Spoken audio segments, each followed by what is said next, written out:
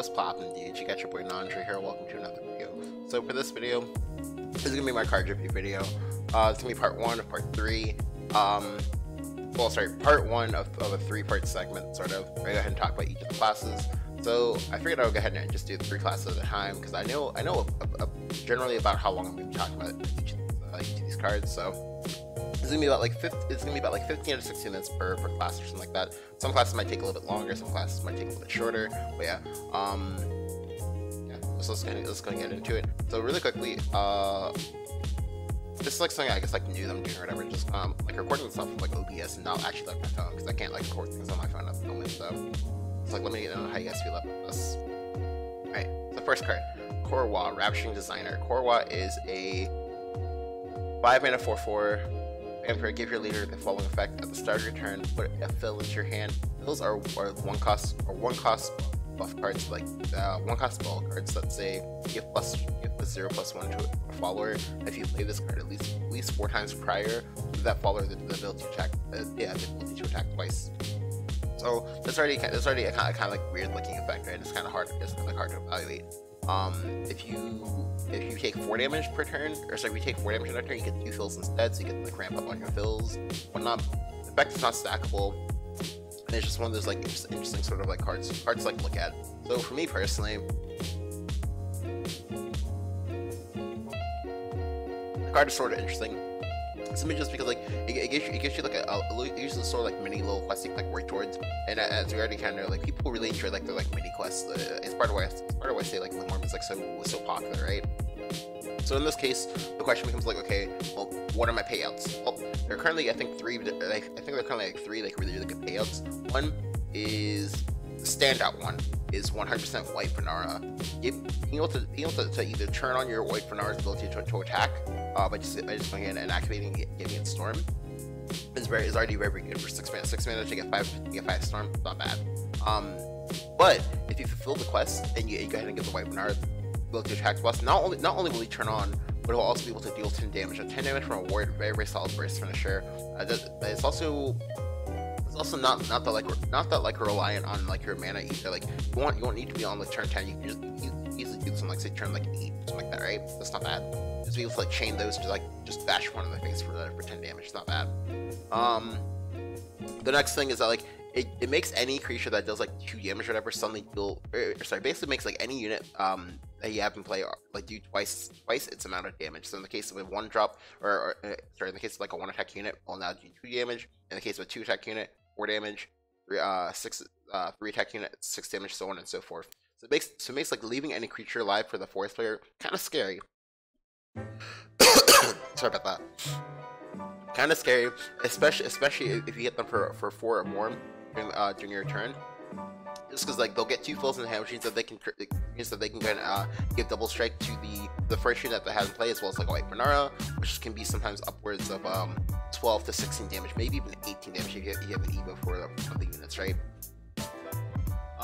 The other sort of threat / scary thing for this is also Imperia, because Imperia has stealth, so stealth with sense will be essential at Storm. You can't kill it, right? You can't kill it, and it basically just comes out and starts to do like 14 damage. It's scary, right? Terrifying. And of course, the last one is Owlbear, which I'll get to talk about when we actually get to Owlbear. But yeah, this card's pretty cool. It's also a 5-mana card too, as well. It's not bad. Just simply because like 5 mana is like one of those turns where like you feel fine playing this because you'll have an Evo to go with it, right? So it's not bad. It also helps turn on your class mechanic, that being able to say, oh, well, I get to play 2 to 3 or more cards per turn and do things with that. So it's not bad at all. So the card just really solid, I think. And that just gives you like a very fun and interactive sort of quest you can go for. I know I'm not being facetious when I say fun and interactive. Next card. Godhunter Selwyn. Godhunter Selwyn is a 3/5 ward. Accelerate 2, deal 2 damage to an enemy follower. Ward, fanfare, deal 4 damage to an enemy follower if at least 2 other cards were played during this turn. So that's like not including himself. So this guy will be the 3rd or later card. 4 damage, and then deal 2 damage to all followers in addition to the 4 damage to deal first follower.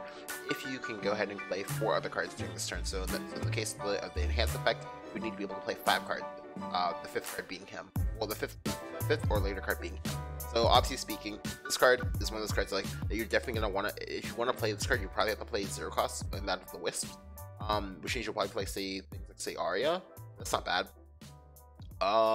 What's actually that value of this card? I'm not really sure. Like I think like getting just the base one is fine because like you basically get the effect of Dread Dragon, but you have a ward and it doesn't cost nearly as much mana, so that's not bad.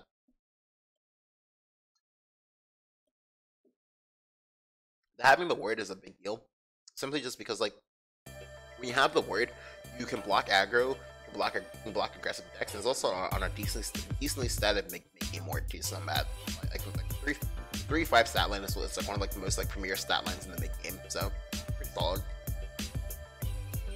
Next card, Matera up here, the shot. So when I was doing this card review earlier, a lot of very funny and annoying things happened to me. One, I had to redo this like three or four times, and then two, like some like the retakes were like before we had all the cards revealed, and I was telling my man Bluenote, right? Like he was like, "Are you sure you don't need to wait?" I'm like, "Well, no. Like there aren't gonna be any like game changer cards in the final set dump. This will be alright." Nope, I was wrong. This card is one of the reasons why I was wrong. So this card is a 4 mana 4/3. Well, until 5/4, and it's a class draw card. This is already a very strong build. Like for those of you who played back in ROB, you'll know that a lot of people really wanted to make Thief work. Thief is very similar to this card, except like it has less HP and less attack. So like it was never gonna be able to get the Clash off. This card will probably get the Clash off, but that's not the only thing it does. So on Evolve, this card does X damage to an enemy faller. X equals the number of cards in your hand. And then of course it still retains its clash draw card. So this card is a very sick card. And worst case scenario, this card will go like one for one. Best case scenario though, this card goes like +3. So how are you getting +3? You ask? Okay, let me go ahead and break it down for you. So your opponent has 2 creatures in play, right? 2 creatures in play. You go ahead and you play Matera. You evolve Matera. You kill a creature. Boom, +1. You attack a creature. They lose a card, you gain a card. That's already +3 right there. If they attack into you, you still gain a card. And even if you have like your guy like trade into the thing as well, their creature might die. So in the event where their creature dies, you get a whopping +5. What? Hello? What? But most cases, or sorry, not +5, +4. I'm sorry. But most cases, you'll she'll just like typically get like +3 and then like be killed off by say a removal effect or something like that. But even that's still like really good, really good evolve unit. And it's one of those like I guess like one of those like sub themes of this that have like really strong evolve units. So this card lives up to her name. Very good card, very disgusting card.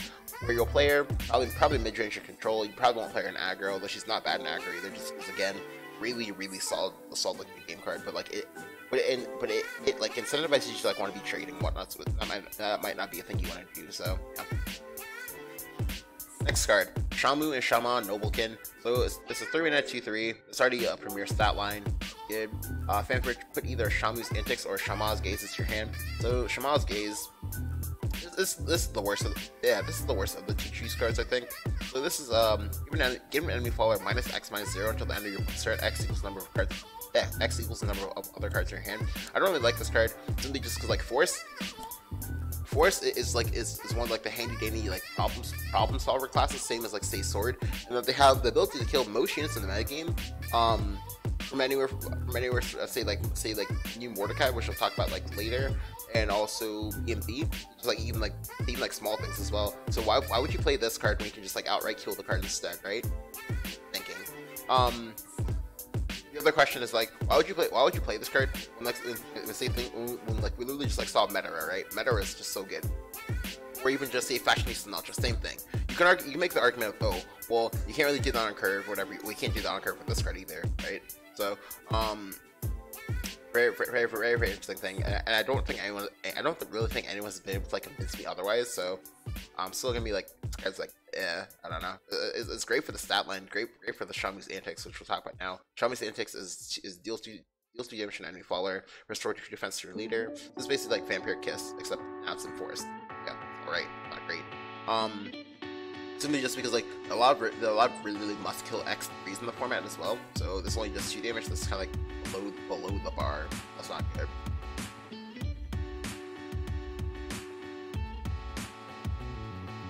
That being said, this is a source of healing if you need it, and every little like point of healing matters. So you might just always play this card for Shang's antics and not for Shaman's gaze. Unless you're just in a desperate as fuck situation where you somehow can't kill a creature, right? But even then, if you can't kill the creature's still gonna be there like when this thing wears off. So you still have to kill it the next turn, right? It's just like a stopgap measure, and I don't really think stopgap measures are like where you want to be. Especially when they're like shoddy like this one is. Yeah. Next card, Owlbear. So as I said before when I was talking about Korwa, Owlbear is probably one of like the best recipients of Korwa's buffs. So it's an 8-mana 6/6 stealth unit that's also terrifying as hell in both its unevolved and its evolved art. Simply nightmare inducing. So it's an 8-mana 6/6 ambush, so that means that stealth. One of the faller attacks give -1, -0 to all enemy fallers if the ambush is active for the faller. So don't even care about the effect at all. Like the only thing you need to care about is the fact that this is a big ambush unit that has a little bit more HP than Imperia. Remember, Imperia has like 1 less attack than you for 3 less mana, and the effect of this guy is not as good. The only thing that makes this card like better than Imperia somewhat is that this guy has persistent ambush and not just ambush until the end of your opponent's turn or whatever, right? But this card does help set up a nice OTK with that Korwa emblem, as well as you having a white Benar in your hand, because this guy under Korwa buff can do 12 damage, 16 damage if you have an Evo, and then with white Benar as well, that's up to possibly 21 damage. It's up to 26 damage. Sorry, 26 damage is the max high roll. 22 damage is the average, and and then like 17 damage is like a low roll sort of. And that buff, giving this double attack, giving the other one just like the regular, it's just can attack once or whatever. The crazy thing about this is that this helps you punch the ward. Even if your opponent has 1 ward in play, you not only kill the ward, you still get to do 16 damage through the ward. What? Hello? Alright. So it's like kind of cool. There's also hella meme. Keep that in mind. Very, very meme. And I expect either myself or Kev to lose this at one point and be salty. Yeah. The card is alright, but only for the core raw value. Only for that. If you play it for anything else, you're trolling. Straight up just trolling. Next card, Witherwood Guardian. Witherwood Guardian is a 5-mana 3/6 evolves into a 5/8 ward. Whenever this faller's attack or defense is increased by a spell or effect, deal 1 damage to a random enemy faller. This guy is not good. Like, for all the effort they have to go into start buffing this, and that you have to pay at least 6 mana before you can buff this at least once. You don't even get to choose what faller you want to ping. That makes it kind of bad, I think. Yeah, not really sold on this card. I don't really like it. Oh, and even if you wanted the ward, why not just play Selwyn, who's more likely to do something? Oh, yeah. Next card, Zutera of the Sacred Bow. Zutera is a 4-mana 4/3, 4-mana evolved to a 5/4. Vampire draw card. Whenever this faller attacks, 1 damage to all enemy fallers. Okay, so you look at this card, right? You look at this card, and then you look at Matera, and you slap yourself silly for even thinking about trying to play this card. This Matera is just so much better. It literally is guaranteed to draw you more cards in this card, as well as also killing units. That's so much better. What? Hello? What? Yeah. So I don't think this card was played just because this card was hard power creeped in the same set by Matera. So yeah. Next card, Iconid. Iconid is a 3-mana 2/3, evolves into a 4/5, just has ambush. This card is solid for aggro, just because it's something that you can be able to evolve base, evolve this card base and then play Imperia or whatever next, and that's cool. Just get steady evolves for face and just get to do steady damage. You get to evolve this guy for face and then evolve Imperia for face, and if you want to that's already 11 damage right there. That's a lot. It's a fucking lot. If you have the airbound for the Imperia as well, boom, that's 16 damage now. 16 damage. That's strong. Devil Flower is a 2-mana 2/1, evolves into a 4/3. If you're destroy an enemy amulet, if at least 2 other cards were played during this turn. This card is pretty good. This card is basically a touch up on Carnivorous Flower. Carnivorous Flower, for those of you who might not remember or who might not have playing back then, it was a card in Standard. It was a 3 mana 3/1 that literally had this effect. Like the exception of, okay, well like one costed 1 mana more than the other one. So by virtue of that alone, this card will probably see play. If you hate Amulets, you will definitely play this card because this card is a solid tech card. However, if you do not hate Amulets or whatever, or you do not see any Amulets, you will not be playing this card. Because like this card is designed to do one thing and one thing only. That's like that's alright. Utopian Fairy. Utopian Fairy is a 2 mana 2/2, balls into 4/4 Fanfare, enhance 5. Give an ally follower +1/+2, restore 3 defense to your leader. So I don't really like this card at all. I think this card is like an arena card.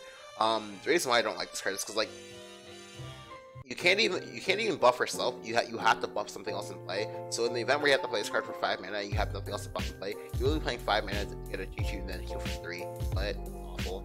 That's what? Why? Why would you do that to yourself?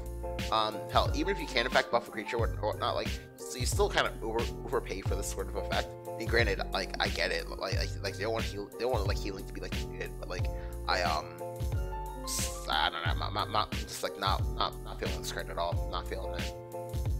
Simply just because like the other question is like, where would you play this, right? You won't play this in aggro.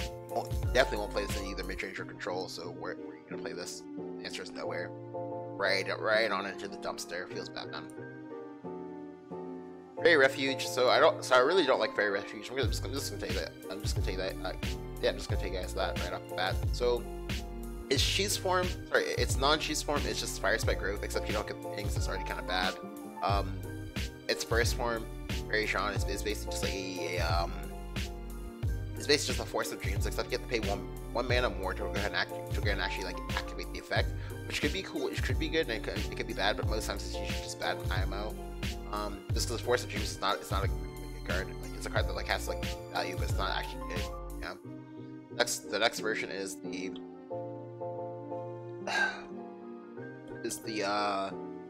Fairy's Awakening. Fairy's Awakening is basically just like a really shitty man-eating mangrove that like that literally just like if man-eating mangrove didn't see play, this card probably not see play either. Especially when this card does less damage than man-eating mangrove did in the first place. So this card is basically like a hodgepodge of 3 very unplayed cards in one to become like one like still unplayable card. That's insane. So that covers Forest. Next, we're moving on to Sword. Alright, so first we have Latham. So Latham is more or less, I don't know. I still feel largely the same way I felt about this card like when I first saw it like 20 something days ago. Card is alright. The card will probably be good if you're not playing like pure like mid-range Arthur. If you are playing pure mid-range Arthur, you'll probably like only play this card as like maybe say a 2 of or maybe a 1 of, simply just because Skyforge exists on the same play point line. And then like for the actual emblem of this guy, like the emblem is like really strong, but it's also really equally hard to quantify. Simply just because like it's really hard to say how impactful a 1 damage ping was going to be, because that's literally what he comes out to being, right? He just means that your creatures either hit for like 1 damage harder, or you can get like some like additional trading options when you trade. That's like fine. But like the question becomes like, I guess, like how often do you have to proc this before like you start seeing like proper dividends for it, right? And I think as long as you proc it like 3 times, you're probably fine. But I don't know. Yeah, like just I don't know. Very hard card to evaluate. You would probably like see it in practice first before you can properly like make a judgment on it. Next card, Zeta Crimson Lancer. Zeta Crimson Lancer is 6 mana, 6/5 with Rush. Right off the bat, if you told me that this is like all this card did, that card would be great. Well, I mean, one, it'd be great, but I'd also be questioning why it's a legendary. It's because like 6/5 Rush is just very good. Right, so things it does well. 1, it comes out on 6. 6 is already kind of like an awkward play point turn for Sword. 2, it feeds into the Arthur turn, and then lastly, it has Rush. Like Rush is just so good, right? What this card does is that whenever this follower attacks, put a Beatrix Undying Blue into your hand if there are no allied Beatrix Undying Blue in play or in your hand already. So that's already really good. Just from the wording, you can tell that you can activate this effect multiple times. So it was like a nice little add-on to be able to have. Now, for the Beatrix Undying Blue, obviously we have to like figure out what that does in order to like give a proper evaluation on this card.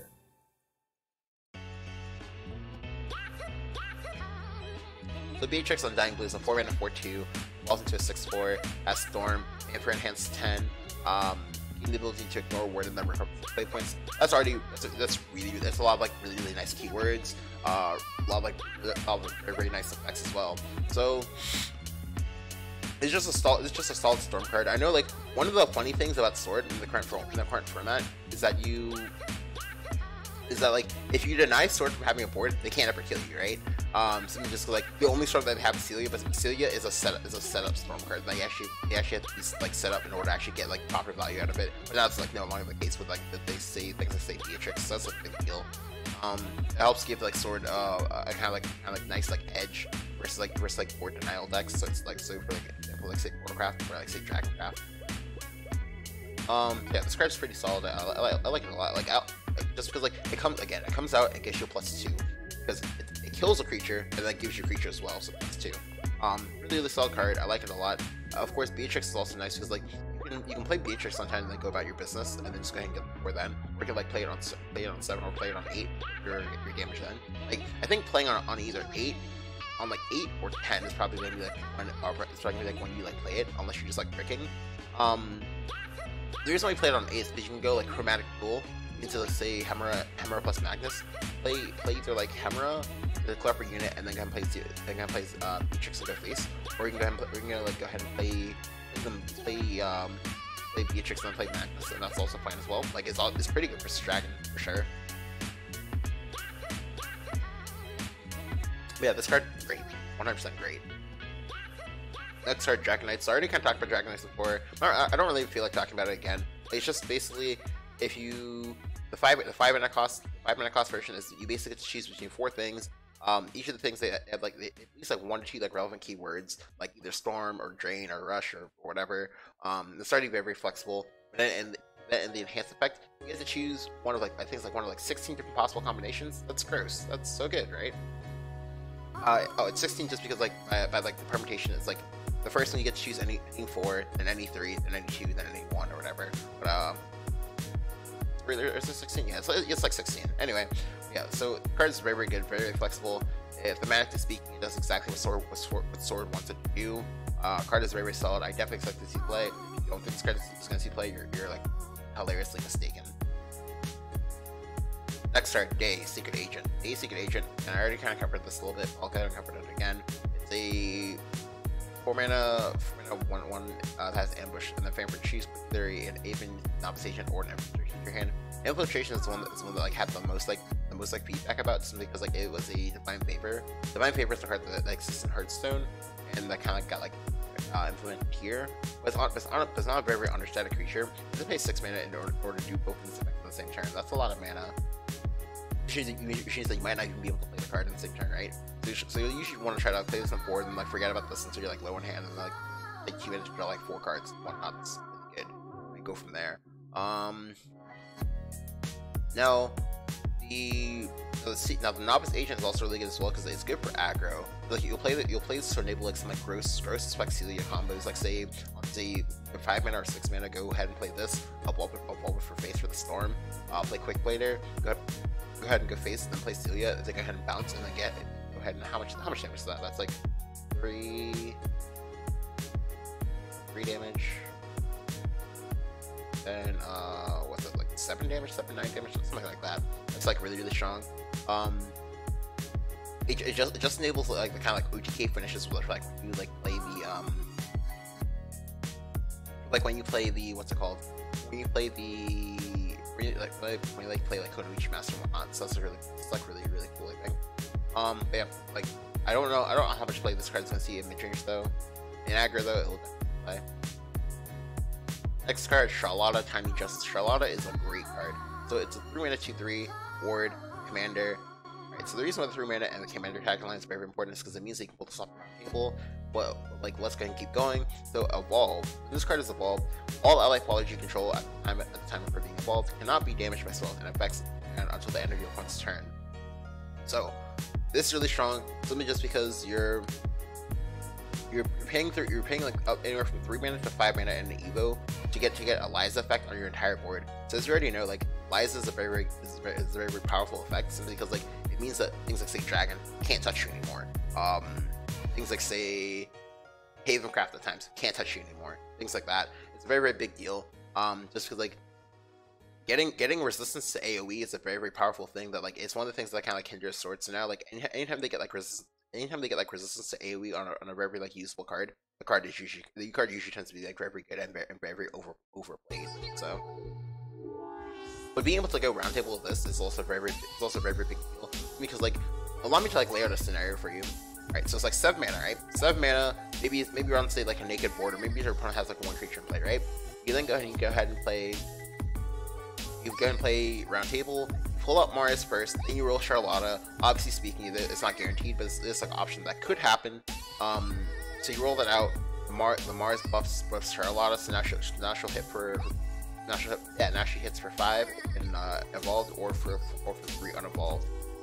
Then you go ahead and you play a 2-drop of some sort, like maybe say either Hedgehog or like say Cthulhu or say Bear Knight. Ideally, I think you probably want to go for Bear Knight, unless of course your opponent has more than one creature in play. So then you go ahead and you then proceed to evolve the Charlotta, protecting your entire board, evolving Charlotta to trade into a creature, most likely Charlotta because now she has kind of a big blood, she probably won't die. And then your opponent suddenly now can't touch any part of your board, except for maybe just Charlotta. And as you already know, letting your opponent go into a turn with their Mars still intact, even if it's at 1 HP, is a very it does not end well. It never ends well, ever. So that's a very, very big deal. But again, it's not always guaranteed because you don't always know what you're gonna pull. Because there is Soul Lance of the Tempest, so you might accidentally pull that instead, and then you're just gonna feel upset. But it's still a very, very strong sort of thing that you want to do for sure. Yeah, good card indeed.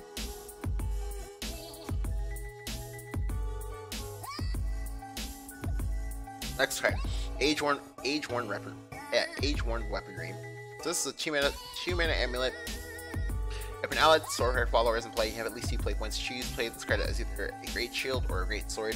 And of course, if you do not have this active, the third option is just like at the end of your turn, at the end of your opponent's turn, summon a knight. So that's pretty cool. So we're gonna talk about the great sword first. The great sword is basically a 1 minute countdown amulet. Give an allied sword follower +1/+0. Last word summon a heavy knight. So basically, it's like playing a Fountain of Angels, but instead of drawing a card, you get to go ahead and create a knight. Sorry, you get to go ahead and create a knight instead, and that's like pretty cool. And of course, the Great Shield is basically like the inverse. So instead, you get to go ahead and get a Shield Guardian, and you get to go ahead and give a creature +0/+1. Both of these options are kind of nice because like they give a lot of like anecdotal things you can do. Because like getting last words to get a ward in a pinch is like kind of cute. Like if you do this on say 7, you can go ahead and get a guaranteed target for Skyforge that cannot be interrupted. So that's not bad. Same thing for this as well. Again, guaranteed Skyforge's triggers, and that's like always really good. Just be able to like enable that in a very cheeky sort of way that your opponent gets stopped. Stuff. Next card, Soul Sword Lucius. So I already kind of talked about Lucius initially. I still think Lucius is pretty well. The effect is pretty bad. Oh, sorry, no. The effect is good, but the way the card is implemented is bad. Because he's a 1-drop. He's a 1-drop that like unless you're playing it for this effect, you're never gonna feel comfortable playing this. 1-drops literally get eaten up for breakfast in this game. So yikes, right? Yikes. Oh, also, while Cthulhu is in the format, Cthulhu basically does the exact same thing that this guy does for one extra mana to get like 1 attack more, and also the ability to just like not be dead, right? And do other things. So, yikes. Princess Tina is a 4 mana 3/3 who also is a 5/5. At the end of your turn, put a random 1 play point Sorcerer Follower from your deck into play. Alright, so this effect is alright. It's not good though. I don't like it. It feels like say something like say MTG. You can go ahead and like make like some kind of weird board using this to be better. But this is an attacker's choice format, so effects like this are not attacker's choice. Next card, Tanya, Shadow Enforcer. Tanya is a 3 mana one with Bane and Ambush. This card's pretty cool. I like this card a lot. It'll probably end up being just an arena card though. But in constructed, it essentially does the exact same thing. Well, a similar thing to that of what Bassus Rider does. That your opponent literally cannot play out a big creature for fear of, oh, well, it's going to get eaten up by Tanya, right? So it's like kind of scary. But Tanya has 1 HP. The 1 HP is a very big deal, just because like there are a lot of things that do like 1 damage AoE in the format. So yikes, right? Yikes. Tycoon is interesting. He is a 2 mana, has a hand 7, gain +3/+3, then draw cards until there are 5 cards in your hand. So this could mean they can draw either 2 cards, 3 cards, 4 cards, or no cards. Or sorry, sometimes even 5 cards. I'm sorry. Yeah. And the effect is cool, but like this, you get the wonder is that okay, well it's a 2-drop, so by being a 2-drop, it immediately falls under scrutiny of the whole. Well, do I want to play this in my Arthur deck? At the moment, the answer to that question is no. And while we like wait to like see like if we can like make a deck that doesn't like revolve around Arthur, that puts this card into like into like a kind of pit of like unplayability at the moment. So or unplayability purgatory. There we go. Playability purgatory. It's like kind of bad. Grand Auction. Grand Auction is discard a card from your hand, draw a card, then put an Age 1 weaponry in your hand. Age 1 weaponry is the card we talked about earlier. This is like kind of cool. It's good in Unlimited Constructed, because Unlimited Constructed you have Spartacus Turbo, so helps facilitate that. The Age 1 weaponry still like lets you do things as well, so you can like play it out and like not feel like bad about it. Card is alright. Alright, so now moving on from Swordcraft to Runecraft. Okay, so Runecraft had a lot of like very interesting cards.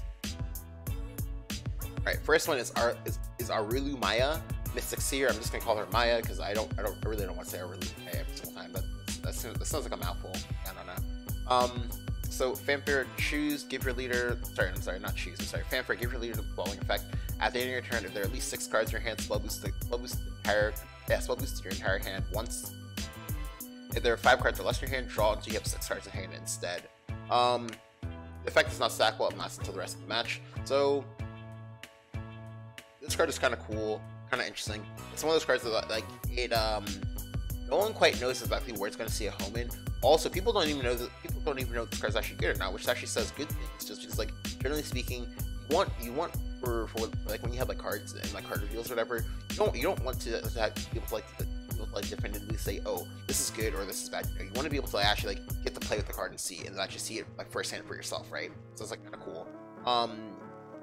Evolve, this girl has like she has the exact same tagline as her Fanfare effect. So sometimes that means you'll be getting 2 spell boosts, or you'll be getting 1 spell boost and then drawing some amount of cards up to 6.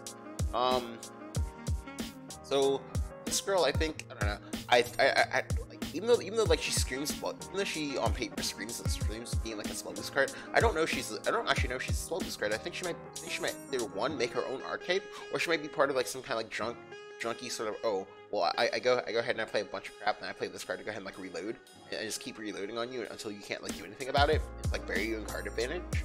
So this should be like a thing that like happens. The other thing is that,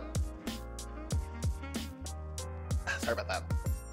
The other thing is that she enables a weird kind of giant chimera deck as well, like a giant chimera deck that like plays like super turbo and plays like again a bunch of garbage spells to try to dig into the chimera like really quickly, and then charge it up by virtue of like playing like a billion small things to return with the reckless abandon.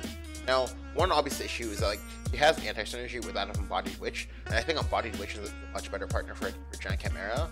But hey, I've been wrong before. Well,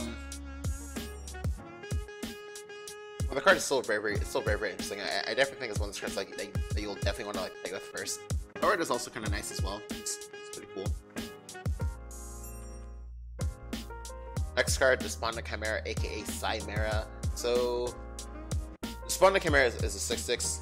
It has a lot of controversy because the whole well, it's Chimera. Generally speaking, in this game, Chimera is usually gonna be pretty broken. Like we have the one Chimera, then we had Chimera, the Runecraft card, then we had Giant Chimera, and now we have this guy. So it's kind of funny. So this is a 6/6 Fanfare. The Fanfare threshold spell boost card. So by threshold, I mean what I mean to say is that like it gives you different effects. Sorry, it gives you different cumulative effects based off the number of times you spell boost this card. So for this card, we have 6, 9, and 12. At 6, you get to deal 3 damage to an enemy follower. At 9, you get to go ahead and recover 3 fate points, and at 12, you get to go ahead and grab Storm as well.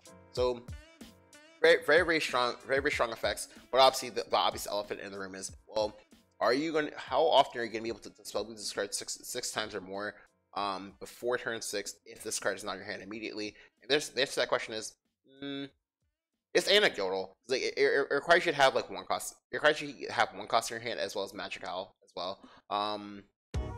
Or conversely, just have a bunch of one costs. Like for example, if you go like say Insight, Magic, Mysterious Knowledge into like Owl, like done. If you say go. You say I play like 2 insights per during the course of the game, as well as say I don't know like maybe say 1 blast or maybe say knowledge, whatever. Again, done. But if you notice, a lot of these involve having the 1 cost, because it's like 1 cost cards allow you to spell boost the fastest by virtue of when they cost nothing, so you can go ahead and like play other cards in the same turn, right? So this card isn't in your hand. You're gonna want to require that. However, this card again, like this card is like one of the premier quintessential big bitches in this game. Just by virtue of the whole when it comes out, it's usually terrifying because you probably can't kill it, and you're just like worried about how am I gonna break my neck killing this card while also pushing damage and preventing them from playing Giant Chimera. That's a lot of questions when this card actually comes off correctly. Simply just because like this card is a 6/6. 6/6 is again one of the newer sort of like premier stat lines for cards that like kind of like are just hard as fuck to be killed. Hard as fuck to be able to kill. So like for example, we have Holy Wing Dragon. Holy Wing Dragon is a card they get off of White Fang Temple. Like, and a lot of times from both streams I've watched, from people I've talked to, and just like from all the information I have on the card, most times you almost never get to kill the Holy Wing Dragon the first time. Like you have to like wait and kill it after like a turn or two. If that happens with this card, if this card touches your face, you're gonna die. You're going to die. Now actually getting into some of the other aspects of this guy's effect is that like he has his own like removal effect attached onto him as well as the possibility to have like even more removal follow up after him if you have the spell boost at least 9 times. In the case of the spell boost at least 9 times, there's currently 3 really good cards you can play with it. There's Insight plus like Wind Blast. There's Mysterious Knowledge to either roll a Mysterious Message to grab another removal card to use then, or to grab a ward. If you put this guy behind a ward, obnoxious as fuck. And then of course there's also Absolute Zero Blade. Now, Absolute Zero Blade doesn't really see as much play, but that might change just because like it's really solid removal. Now the Gain Storm aspect is just like a nice add-on. Like I don't really think you have to focus on this one per se. Like it's just gonna be like a nice treat to get some amount of times. It also means they can go ahead and use this with Embodied Witch and make some like crazy combos happen with that. It's just because like after you tag this card with Embodied Witch, you actually just need to play 2 spells in order to have all 3 effects active at the same time. So it's like really cool.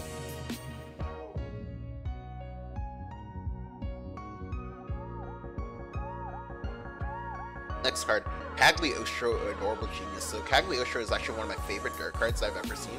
The reason why is because like she's a 4-mana 4/3 that walks to a 5/4.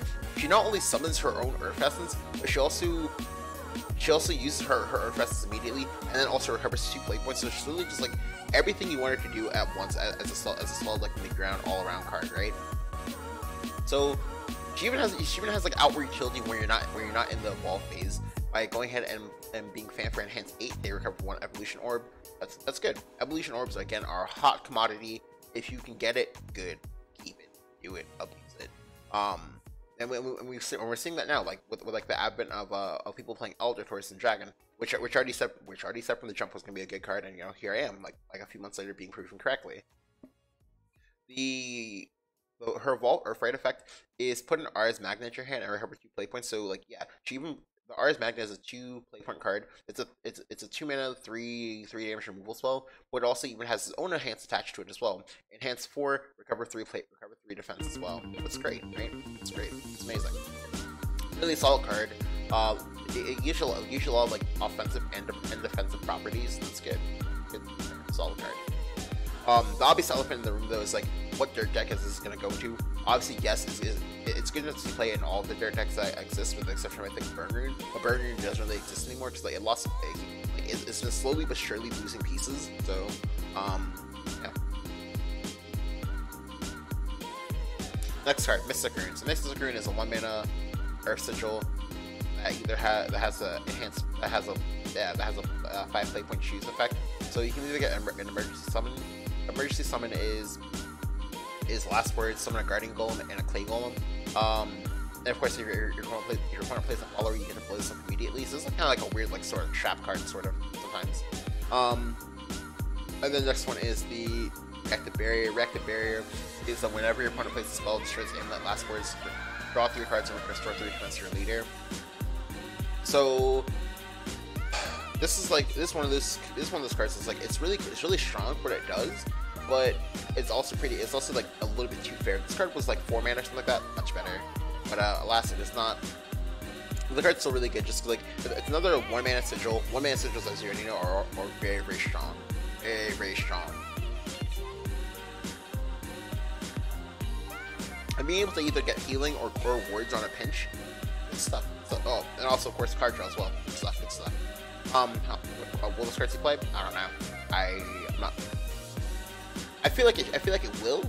But I can easily be proven wrong. Just like if we don't see a dirt deck show up like this month, this card will not see play, obviously. But if we do, this card will probably see play in it.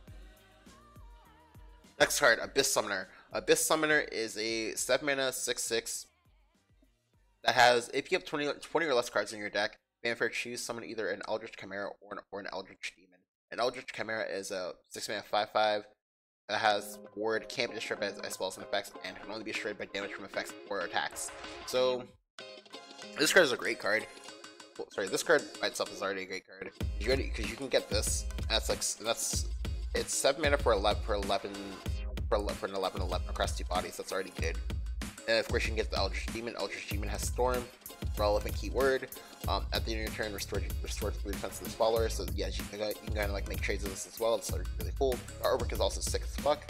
So this card is a very good card, I think. Like this card is one of those payoffs for what if you were to like want to play like an Arlumaya Turbo sort of deck. This card would be the card that you play in that, right? This card is also just good in like in any like Runecraft deck that just like draws a bunch of cards, right? So cool card. Next card, Burgeoning Genius. Burgeoning Genius is a 4-mana recover 1 play point spell. Summon a Guardian Golem as well. Summon a Guardian Golem in addition to this if 20 cards or less are in your deck.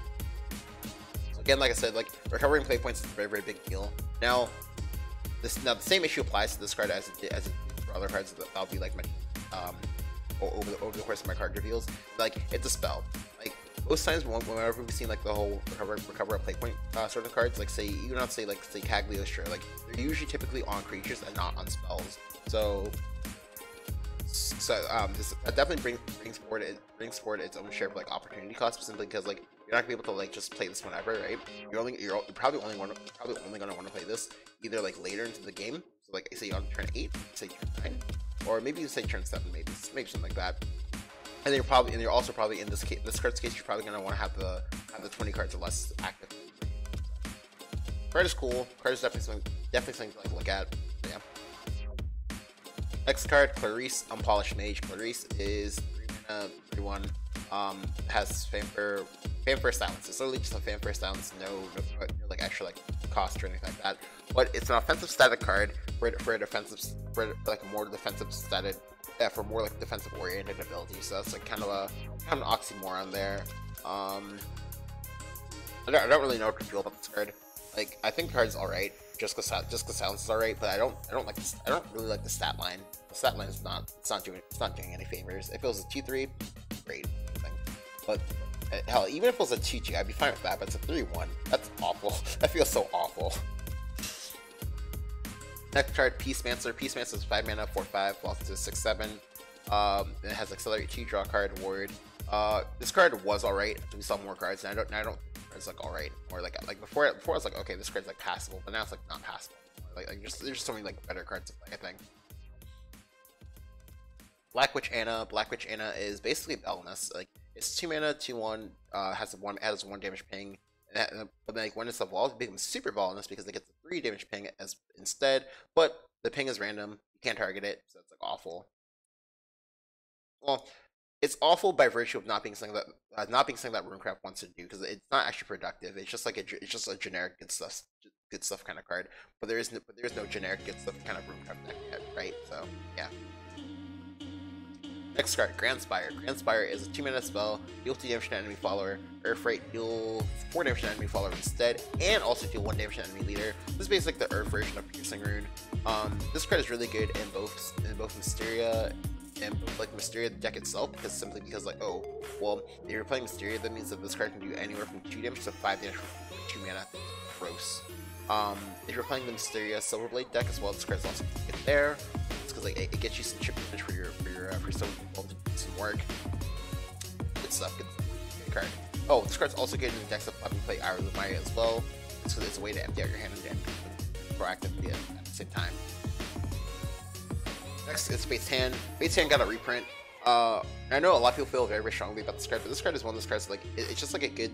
It's like a good like sort of like glue card. It's not actually like the root cause of the problem of why the decks involved in Fate's Hand are broken. The decks involved in Fate's Hand. The reason why they're typically broken is simply because like, oh, well, zero cost creatures are a really good way to win the game. As you know, oh, if your opponent plays a Darian like to like Ogler, or like Ogler, late mage, some other shit or whatever, right? You feel very, very sad about yourself, right? Well, we don't have that anymore. The only zero cost creature that we have right now is Flame Destroyer.